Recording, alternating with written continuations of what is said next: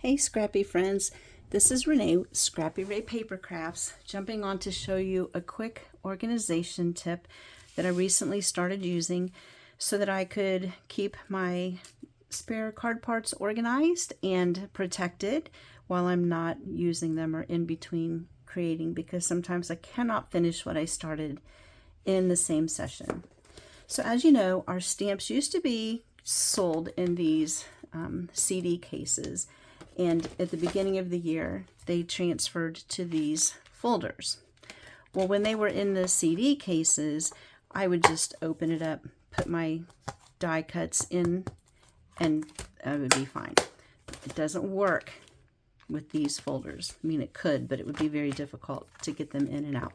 So what I've done is, as I transfer my older stamp sets into the new storage cases, I save these. If you don't have any extras, you can still order them from Stampin' Up. And so what I do is I just take my spare parts and I put them in here. This is the background from these die cuts, and this can be used as a back layer on a card, so I always hold on to those. And then I like to have extra parts cut out ahead of time. That way when I'm creating, I can just stamp my sentiment, add an embellishment, and then send the card on its way. So what's nice about this is it protects your pieces. It keeps them from getting bent. Here's another one that I have.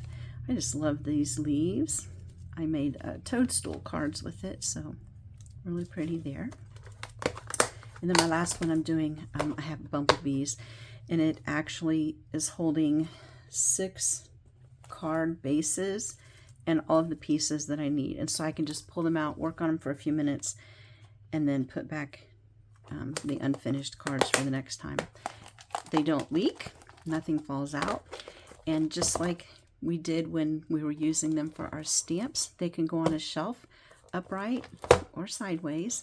And then another tip is that if you use a dry erase marker or a label maker, you can label this side to say what is in each of the cases.